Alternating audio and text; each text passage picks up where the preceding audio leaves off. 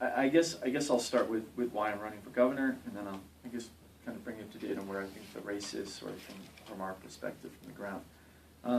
I'm a small business owner, sold two small technology companies. I'm working on a third one presently.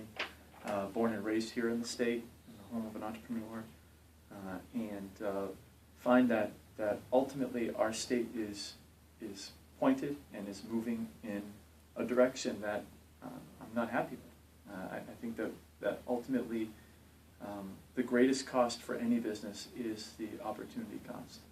And New Hampshire is suffering from very, very high lost opportunity cost, ultimately. We see a increasing number of our young people leaving the state. We see an increasing number of our businesses leaving the state.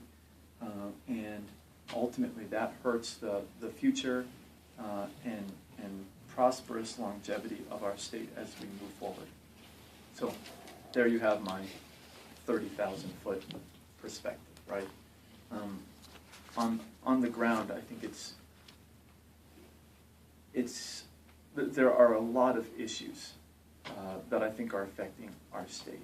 But the three that seem to resonate and the three that seem to come up over and over and over again are centered around education, centered around our healthcare, and centered around just getting people back to work in New Hampshire. It's really pretty simple around those three areas.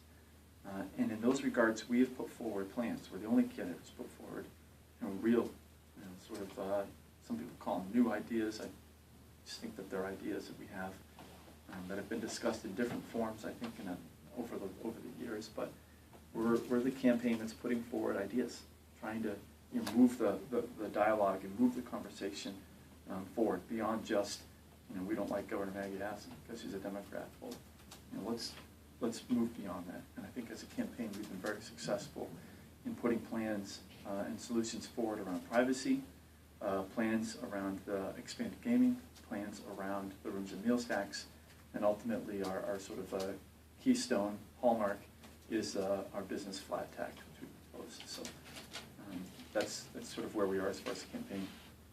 We've done now over 220 events all across the state, from meetings from 3 people, literally, to 300 people. We have been very, very surprised by the appetite for a young candidate. I mean, it was one of the challenges that when we first started, if I can be sort of transparent with you, was, is the Republican, when you look at the demographics of the Republican primary voters, right, you say, are they really going to vote for a young candidate? Is this something that the Republican Party truly has an appetite for? And it was sort of an unknown for us. And we have been overwhelmed at the support that we've gained from that base. They are truly ready for a new voice, sort of a new way forward as a party. So that's been very exciting for us. I think we have proven that we have a very strong grassroots network across the state. We have a very real base of voters, and for us, it's going to be about turnout, and it's going to be about specifically us getting our voters to the polls, which I think that we have a very, very good mechanism in place to do that. Are you feeling some traction beyond the base? Absolutely, yeah. The first time, it's a weird experience to number one, to see your bumper sticker on someone else's car that you don't know, right? It's a weird thing. You go, okay, I don't know that person, right? Like, this isn't my dad who has a bumper sticker, right? I'm seeing someone who I don't know. That's cool. You go to Kentucky Fried Chicken, because that's where I eat most of my lunches. And gentleman in there the other day says, "Aren't you Andrew Hemingway? You're running for governor, right?" Those types of things where you start to go, okay, we're starting to gain some traction here outside of just the traditional, chicken dinner circuit. So that's exciting for us.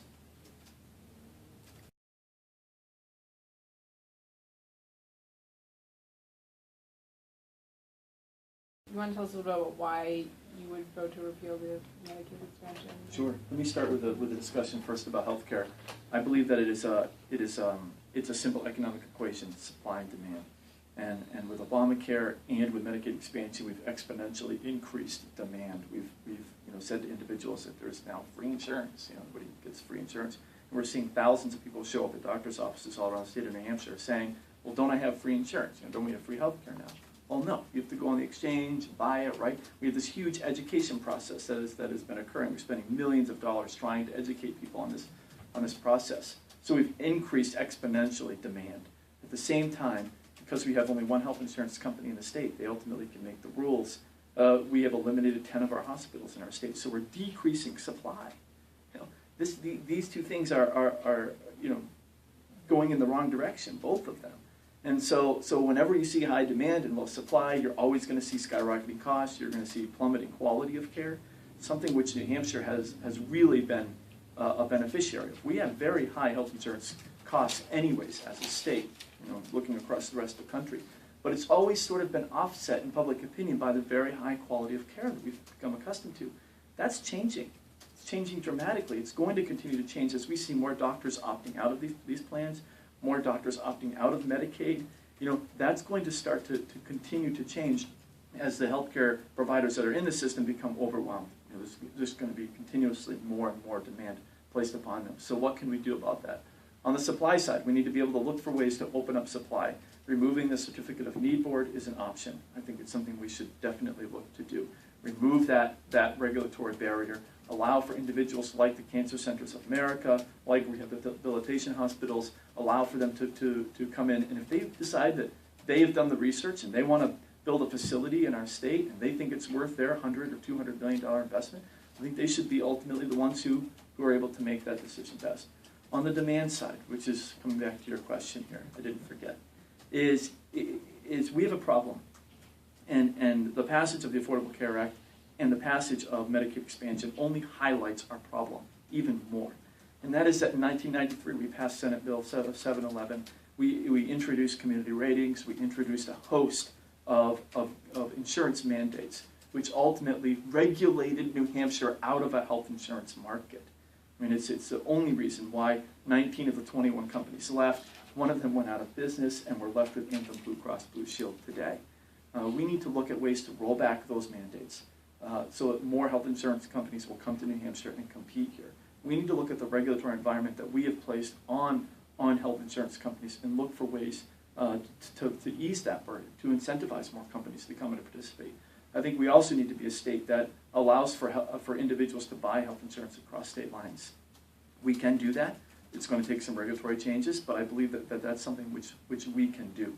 And I would love for New Hampshire to be one of the first states that really starts to see broad adoption of that. Competition is the only way, the only sustainable way that we drive down the cost of health insurance and ultimately keep the same or improve the quality of care that we're going to be getting from those insurance companies. Medicaid expansion in particular is a bad deal from the very get-go. It is financially one of the single largest risks that I think our state's ever taken. It is the single largest public program our state has ever passed, and it always looks very appealing when the federal government says, "Oh, we'll pay for 100% of something." And I think that it's very easy and it's very short-sighted to pass this, to say, well, we have the sunset provision, and so in 3 years it's all going to go away, and blah, blah, blah. No one believes that.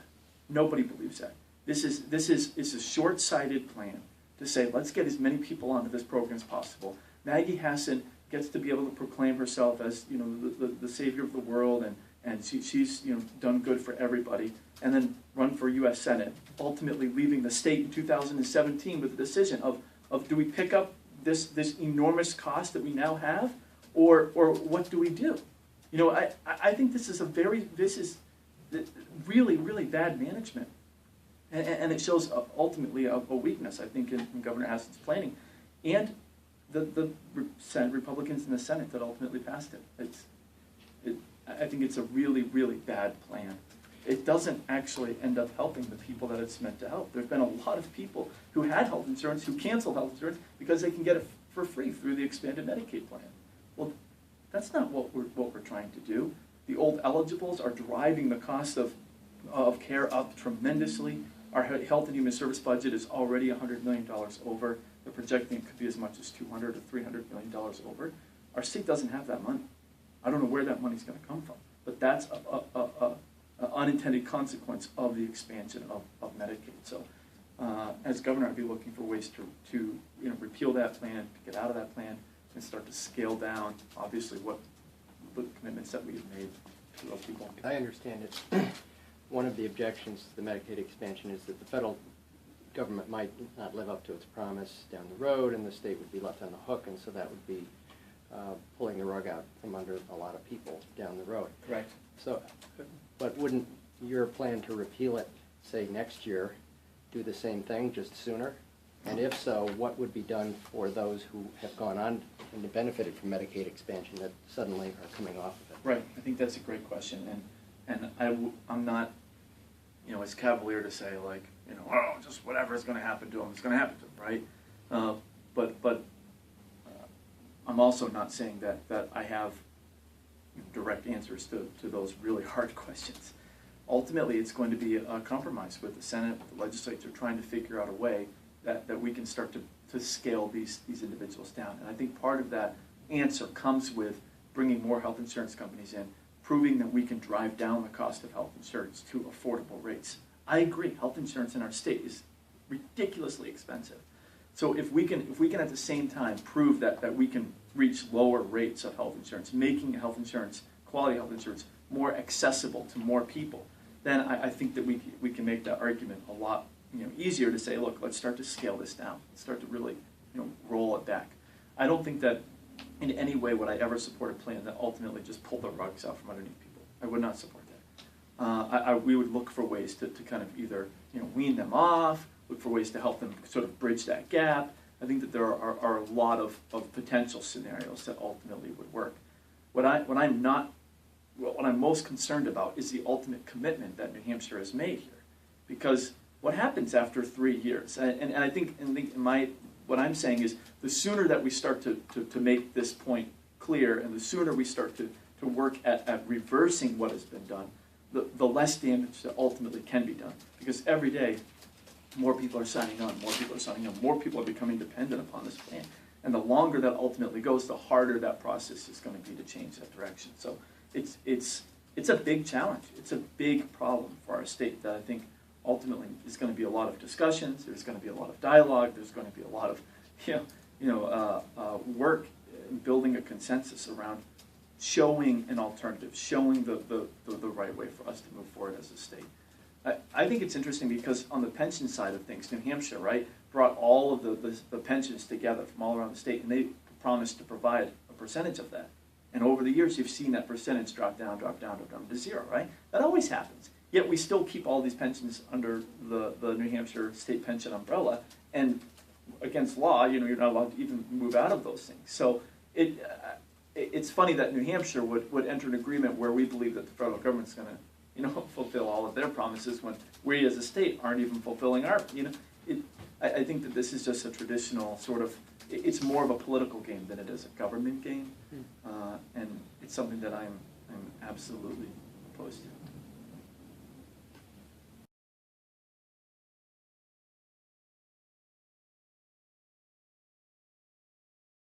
So let's talk about taxes. You have a tax plan. Yes. So tell us about it. First of all, I want it to be on the record that I absolutely hate taxes. I'm diametrically opposed to all taxation.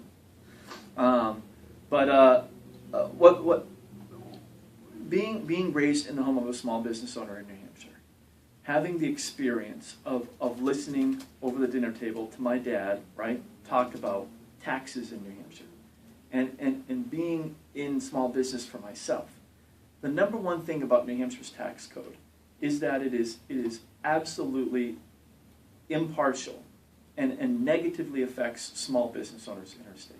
We have something like 90% of New Hampshire's economy is small business owners. These individuals have to hire an accountant because our tax code is so complicated that you don't even know what it is. So it's very difficult for the average contractor, mechanic, plumber, small business guy, to prepare their own taxes in New Hampshire. Even my accountant has to call DRA on a regular basis. And she always tells me, well, it depends on who answers the phone at DRA. It depends on what the answer is, right? Why do we have a tax code that's so hard to manage? So the first thing that we were looking to do is to, number one, lower that burden, lower that cost by simplifying the tax code. The second thing that we were looking to do was to lower the rate and lower the ultimate tax burden. We were able to do that by essentially following Reagan's model, which was broaden the base. And by broadening the base, more people are sharing in the ultimate cost, and ultimately it will lower the ultimate rate that is in play there. So it's an opportunity for us, and that's exactly what we did with the business flat tax. We eliminated the business enterprise tax, the business profits tax, and the Medicaid enhancement tax. And that MET is an important piece, because we're the only plan to date that anyone in the state has proposed that fixes the MET loophole so far. So we fix all of that. We simplify it. It's now 3 factors: wages paid, salaries paid, interest paid, dividends paid, times 2%. So we have a low, flat rate, lowers the overall burden on small business owners by over 42%, and we broaden the base. We also decrease the interest and dividends tax by 5.5% to 2% as well. And what about individuals? If this is only a business tax Yes. plan? There are no individual broad-based taxes in the state of New Hampshire. And you're not proposing any or in No. favor of any? I'm not in favor of any, no. We're not proposing, no. I think that our, the idea, I like the way that it's structured today in New Hampshire. I think it is ideal. It's the best way to do it. I just think that for instance, I think that more people, anyone who participates in New Hampshire's economy, uses New Hampshire's resources, ultimately needs to have a part in paying some of the taxes. Today in New Hampshire, only the private sector has to pay those taxes. I think that nonprofits should participate in those as well, because we all know that there are a lot of nonprofits in New Hampshire who are really big businesses hiding under the umbrella of nonprofits, right? Let me give you an example: Phillips Exeter Academy. And I don't mean this just because it's Governor Hassan. I just mean it because it's a great example. Over $150 million in revenue, $1 billion endowment, and they pay 0 taxes to the state of New Hampshire. Can I just clarify, so it would be 2% on all wages for Wages. any kind of employment situation, right? Yes. Isn't that tantamount to an income tax, though? I mean, It is. I mean, right now the BET doesn't hit every entity, so you could argue that it's just certain entities that pay a percentage of their wages. But, Sure. But you run businesses, wouldn't you look at it as a cost that would? It's a consumption tax. Yeah. So yes, I mean it's a cost of doing business. I mean it's part of a consumption. And one of the challenges that we But have. it's basically 2% on the wage of every individual, Correct. Working individual in the state. Correct. Okay. What we have in New Hampshire today with the BPT is the ability to. There's so many loopholes Oh, sure. that a large number of businesses are able to either move profits in or out of the state, right? So a lot of our largest companies in our state actually are shoveling profits or revenues around. You can move those things around, and they're able to hide their potential tax exposure, right? Labor, you can't do that, and ultimately it's a much fairer indicator of the amount of resources that you use from the state. Again, I hate taxes, and so I'm trying to find the best way to be able to move forward in a fair environment, and I think that's what we've done.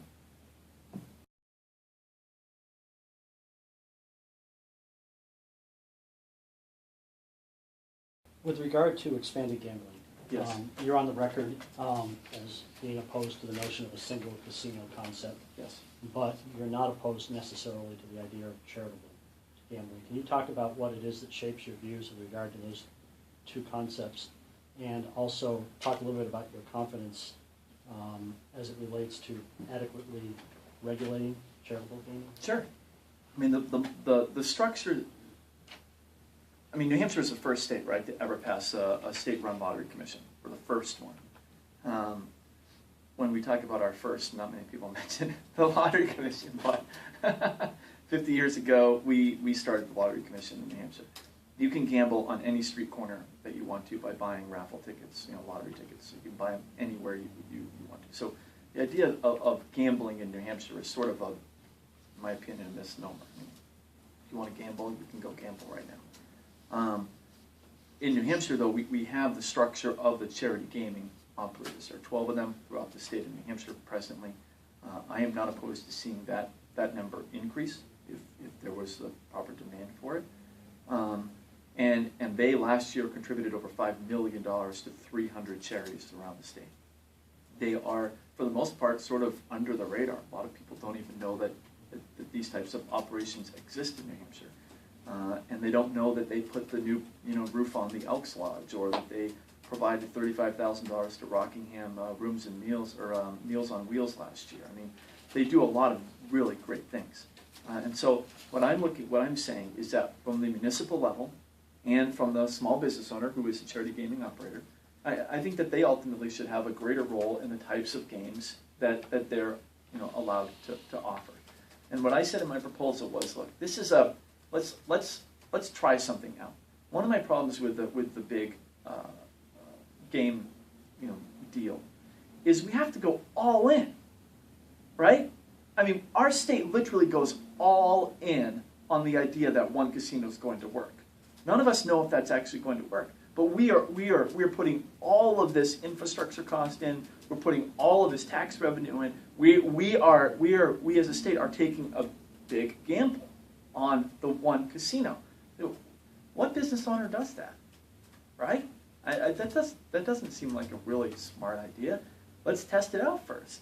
When I write software, I test out iterations of the software. We test and test and test and test to make sure that what we're doing is working. So what my proposal is simple. It says, look, we have an infrastructure in our state that already exists.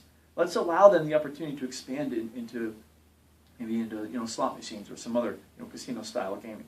Let's allow them to start to expand on a limited level. And let's see how it goes for a couple of years. Let's watch and see. The regulatory side, especially on slot machines, is literally, it's almost non-existent. All the revenue is every machine's connected to the internet. You have one portal. You watch every single penny come in, come out. I mean, all of that stuff they have. The technology that they've built around that is impeccable. I mean, it's unbelievable what they do with the slot machines and things like that. So I mean, it's amazing. The current oversight that is provided to these organizations is very strict. I visited a number of these operations without any fanfare or anything like that. Just wanted to see how things were operated, things were going. Every time I've been into one of these, I've seen a state regulator. Every single time.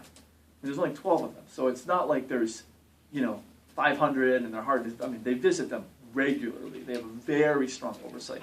Every single minute of opening to close is on video. It's you don't see reports in the newspaper about these big scandals and things like that. These are small business owners, guys who are working, and they're not, I just don't see the insidious sort of Vegas style, operations, because they're not reaching that scale. And I think that ultimately is the key, is when you start to reach a certain scale, it starts to attract, sort of the next level of influencers.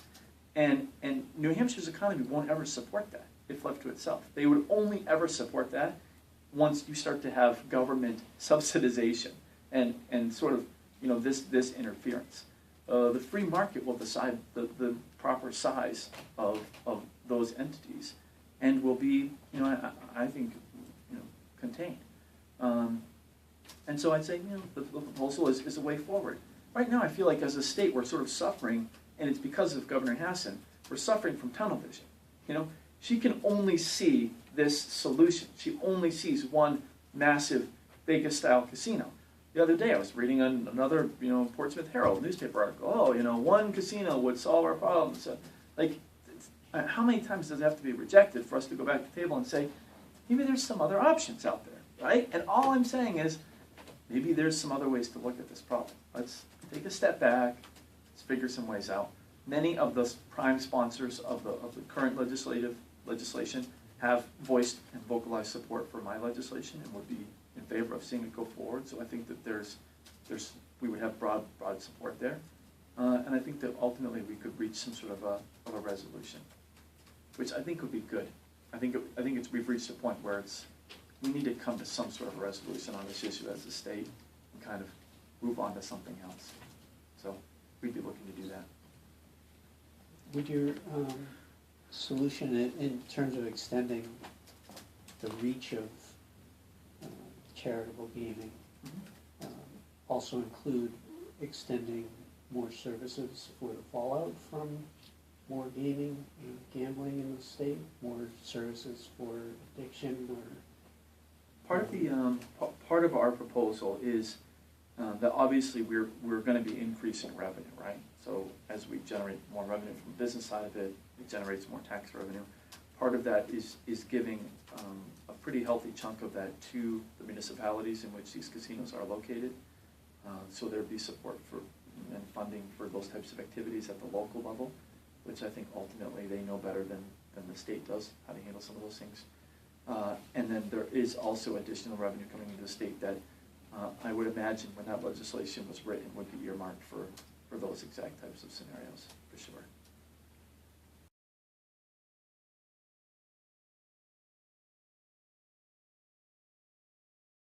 What kind of standards do you think the federal government and state government should have, or what responsibility should they have for holding the state, local schools to education standards? That wasn't really I know what you mean. in terms of Common Core, but then also what role should the state play? Yeah. Can I ask you a question about that? Ask me? Yeah. Yeah. Are you asking that question based upon something that I've said previously? No, just as a general issue that has come up several times. Yeah. So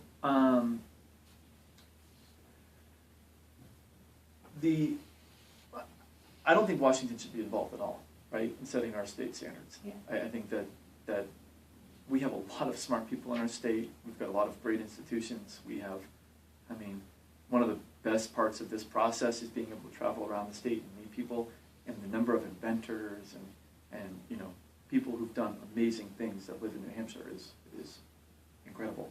I think we have the resources in our state to determine what our own state standards ultimately should be and what our academic system should look like and should represent. So I'm opposed to Washington being involved. Our state constitution lays out very clearly that the local school board is the ultimate authority for what happens in the school district and for a local town. And from the state's perspective, I would like to see those local school boards empowered. I don't think that it's advantageous to ever have unaccountable government-appointed bureaucrats making decisions that impact people without any sort of recourse, right? The beauty of an elected school board is that if you don't like their decision, you can vote to remove them. I think that's at its root.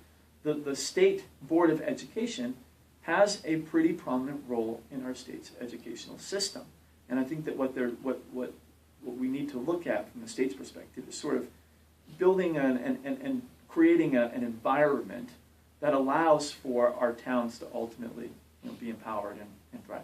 I am a huge advocate for educational opportunity, and what I mean by that is the parents and students should be the ones directing child's learning. I think ultimately they're the ones who are the ones responsible and are going to live with the decisions that they make. But I think that we have learned now from the last 100 years plus of this sort of form of education that one size doesn't fit all. And And today, with so many opportunities, whether it's new educational models, whether it's online or flipped classroom or technology-based learning, there's so many new educational models and opportunities out there. Why aren't we embracing them? Why would we demand that we still fit into the 180 days for a school year? You've got to sit in class for X number of hours. Everybody gets the same treatment. It's all across the board, right? Why would we do that? Why are we sort of stuck in this model? I think part of it is not allowing towns to innovate. The founders called the 50 states incubators of innovation. They loved the idea that every state would be able to, for itself, sort of compete against one another, make each other better, improve upon themselves. I would love to see that in our educational system. I'd love to see the Keene region compete against Bedford, right? Start to see some innovation between the two school systems and improve themselves. And that's ultimately how you build the best education system in the world, which is what we have to do in New Hampshire.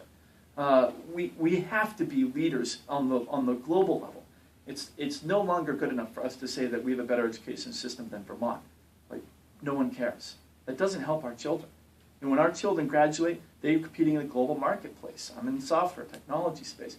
It doesn't matter. You can hire a secretary now, right? A virtual assistant to do all of your typing, all of your emails, all of your $49 a month, and they live in some call center in Bangladesh, right? We all compete now in a global marketplace. Yet our school system is content to say, well, we're doing better than Vermont. We're doing better than Maine. Those standards, those ideas are so old and archaic that it's crippling, literally, the future of our state. And so what I'm proposing is ways to sort of set that free. It starts with, again, it renews the base. It says to the local school board, look, you can be creative in how you do this. New Hampshire is one of only 3 states left in the country with the ability for town tuitioning. Town tuitioning allows, it's like, sort of we use the voucher idea, but it allows for your tax dollars to follow your student. So if we decide that, look, my child's just not learning in this environment, we really need to find something else, and I've found another program that I want to go to, but I can't afford it. Well, my tax dollars should be able to be diverted to that effort, right? And so if we truly believe in our tax dollars going to further the education of our children, that means all children. That doesn't mean just the children who learn in this model. It means all children. Then I think we need to look for new ways to start to fix that.